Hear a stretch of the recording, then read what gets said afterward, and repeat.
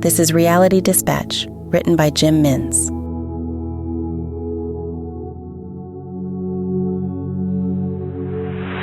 Evan skimmed the body copy past the first 3 paragraphs.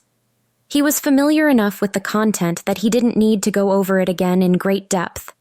What he was after was the hook. That element is something that only an off-the-record source could provide. Janine, his journo, had yet to uncover it. All she had were the bare facts presented in the government media releases and its accompanying press conference. These were the essential facts. But this was boring, straightforward copy.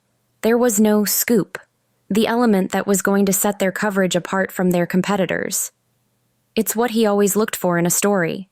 It's partly why he had so many journalists leave the paper under his editorial management. His style was too sensational, they'd say. He just wanted to puff up the stories so that their repercussions would live on beyond the presented facts. What was wrong with that? If a doctor sees a shadow on an MRI, do they not investigate further for cancer? He had a self-diagnosed sixth sense when it came to cancerous relationships inside the halls of government, and it was best to sniff them out and expose them to the public at large so as not to prolong their unfettered scrutiny. A cancerous relationship inside the halls of government stifled a government from making good decisions and having good judgment. Best that the newspapers and the media flush it out so that it can be amended and corrected accordingly. That is what he told himself when he went to bed at night. That is what allowed him to sleep soundly. He was not a sensationalist, a fabricator, or the editor of a tabloid. He watched over the masthead of one of the most prestigious in the country. The new Daily Inquisitor had a history, a reputation that Evan wanted to keep intact, whilst ultimately leaving his mark. At 5:53 in the afternoon, he had Janine on the phone, 33 minutes past her deadline. "It's not ready, Janine." "There's nothing more to say, Evan. I'm telling you. You're looking in shadows for nothing. There was an agreement with the Minister and the Department of Energy, and that is the outcome that was enacted," she explained. "I don't buy it. I'm not printing it until you uncover why the Minister and the department head balked at the demands of the private providers. Someone must be willing to talk about a cover-up. There is no cover-up. There is. You just haven't found it. I haven't found it because there is none. There is. I'm telling you. No, I'm telling you. I have Amanda or Nick or Dashir who are all willing to rewrite this for me tonight if you cannot fill this with the copy that I want." He gave his ultimatum. "Capitol Hill is my beat, Evan. I'm the Fed correspondent. No one knows this beat better than me," she said, standing her ground. "No, it is your beat until I say it isn't. Find me an anonymous quote. I don't care. There is a cover-up here, and I want it in print for all to see 1 hour from now. Otherwise, I give it to someone else. I'll call you back." He pulled up a chair at his home office and opened the screen of his laptop. He was presented with a blank Word document headlined, "Editor's Opinion." He spoke out loud as he began to type.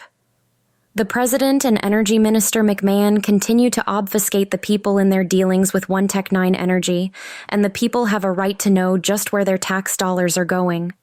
The Inquisitor has been inundated with anonymous tip-offs concerning the behind-closed-doors antics of Minister McMahon about not just this dealing, but his relationships, his investment activities, and just whether or not the company he keeps is influencing the decisions he is making as Minister for Energy. Minister McMahon has repeatedly told this masthead that his actions have always been above reproach and that he has never engaged in illegal activity. Forgive me while I wheel court the violins to play while you plead your case to us, Minister. The people deserve someone who is above board and reproach. The Energy Minister has bullied and cajoled and threatened senior and junior members of the public service for far too long, and it is time for someone to call him out. The Inquisitor is not afraid to do just this. He is a debauched human being, and the anonymous claims made to this masthead by senior members of this government appear to be just the tip of the iceberg. The Inquisitor is afraid that with this unchecked power and his history of corrupt conduct, Minister McMahon is a danger to the people of our fine country. We will be keeping a close eye on this situation as it unfolds, suffice to say, when it comes to bullying tactics that threaten the integrity of independent, fearless journalism. Minister McMahon does not scare us, and we will uncover the whole truth. Watch this space.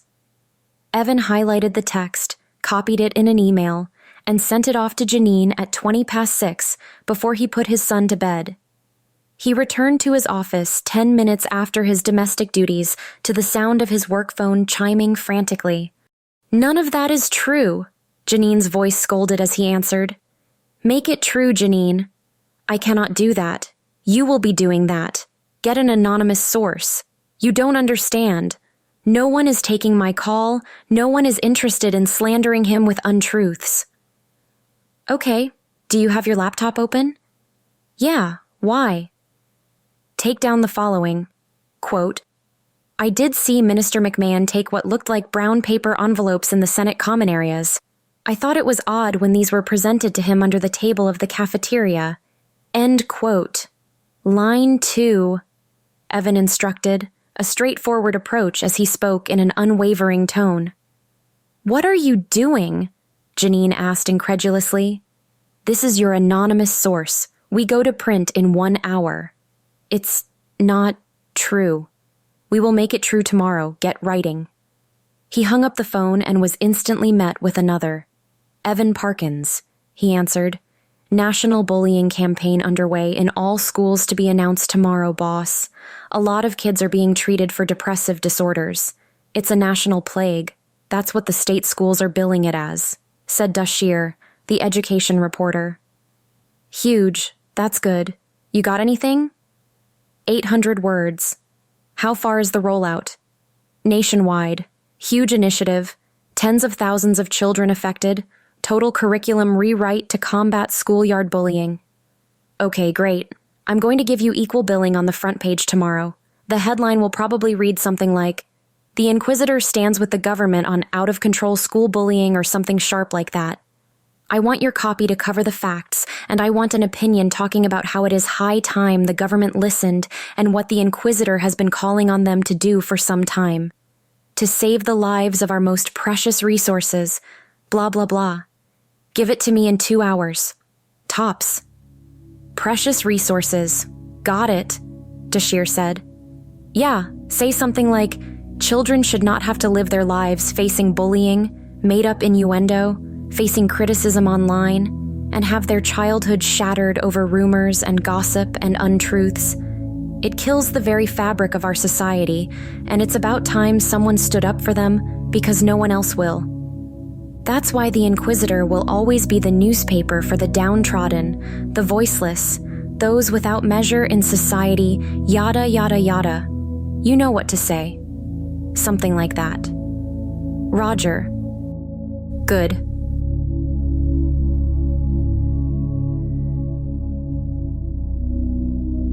For more stories of fact-based fiction, head to jimmins.substack.com.